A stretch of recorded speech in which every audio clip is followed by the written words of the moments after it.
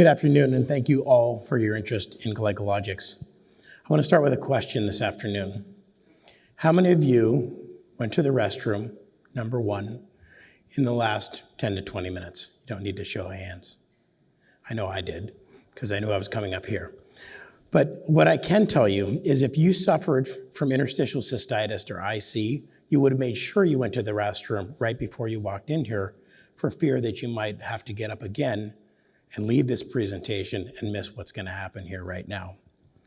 I can also tell you if you had IC, you would have already scoped out where the closest restroom is in case you urgently needed to run there to urinate. And I can also tell you, if you're sitting here with IC, there's a good chance you'd be sitting here with significant pelvic discomfort and pain.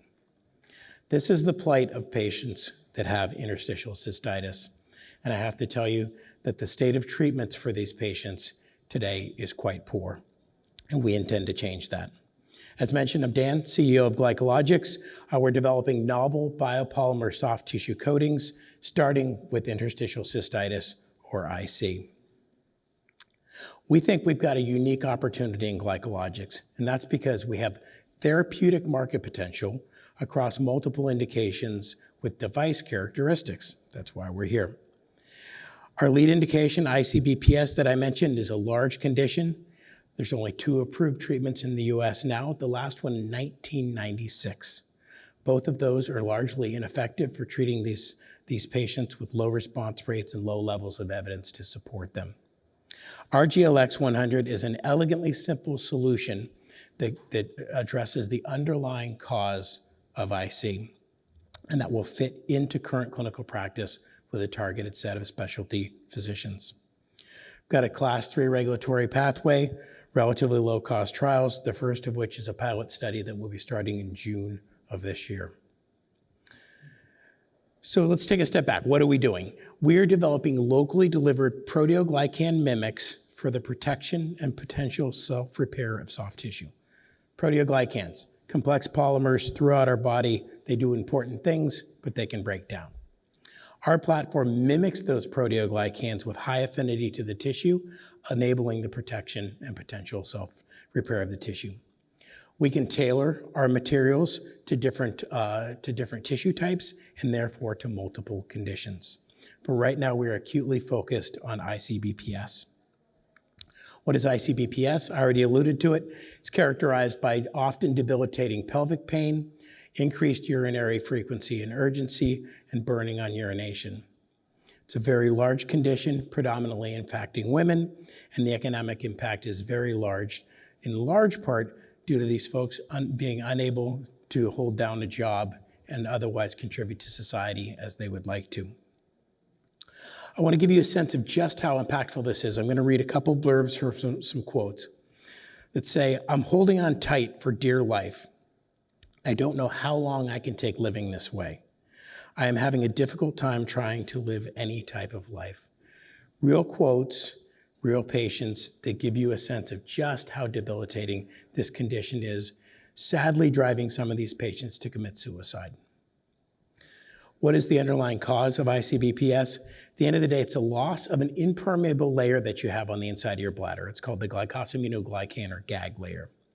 You can see there on the right, that's a normal layer. Urothelium lined with these proteoglycans, these tightly bind water, essentially create a mucous membrane on the inside of your bladder.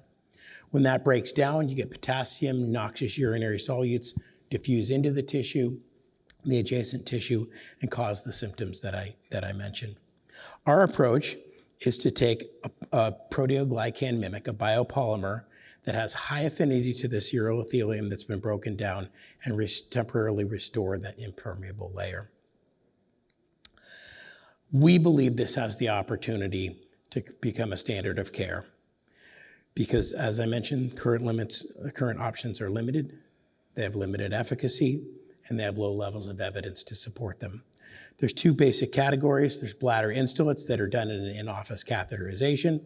The only one available in the US is DMSO50 and cocktails that are made by clinicians that all have marginal efficacy.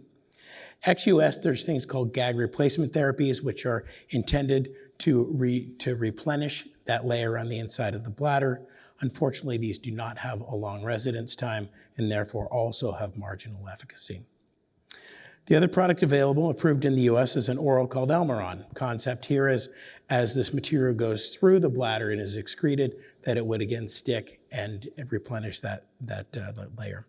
The problem here, product's only 5% bioavailable, and as you can perhaps see there highlighted, when the FDA reviewed this, their ultimate determination was, based on the data, the product was not approvable.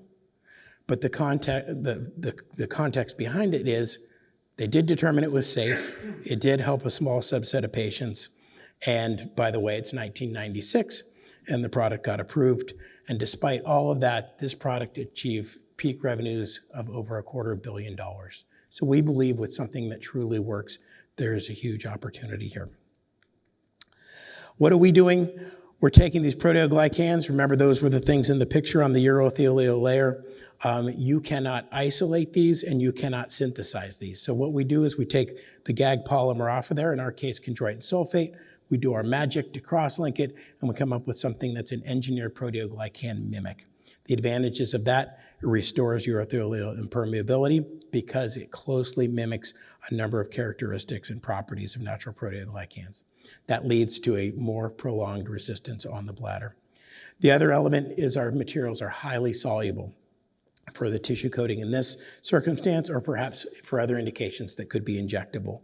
And usually when you have a highly cross-linked biopolymer like this, they're not viscous, and so this is actually a key element of our intellectual property as well.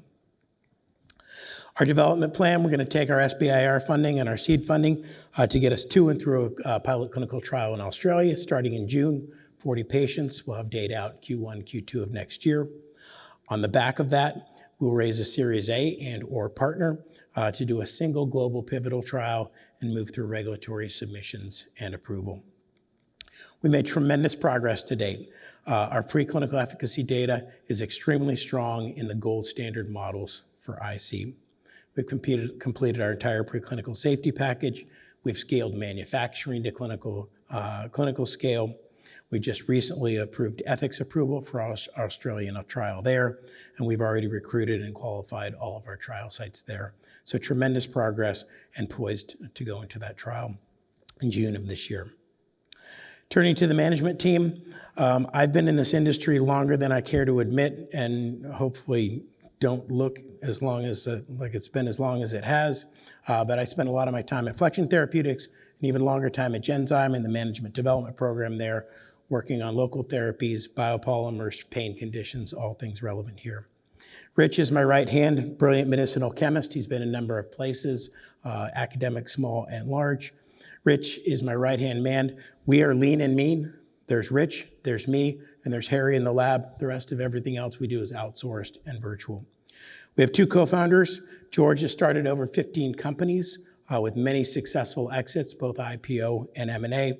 And Tom's our scientific co-founder who has many successful biopolymer products to his name.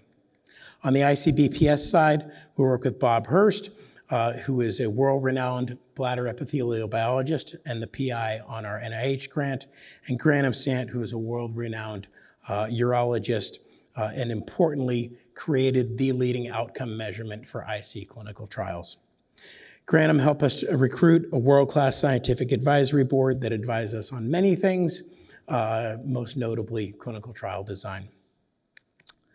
I mentioned that we can tailor our materials to different substances, different tissue types. So you can see here some of the places that we could extend our material into different indications. If any of these are of interest to you, please see me. We will pursue these as we can with the appropriate partners as well. So with that, I will flash again what the elements of what we think make this a unique opportunity here at Glycologix. And I will thank you for your time and of course welcome any questions and discussions afterwards. Thank you.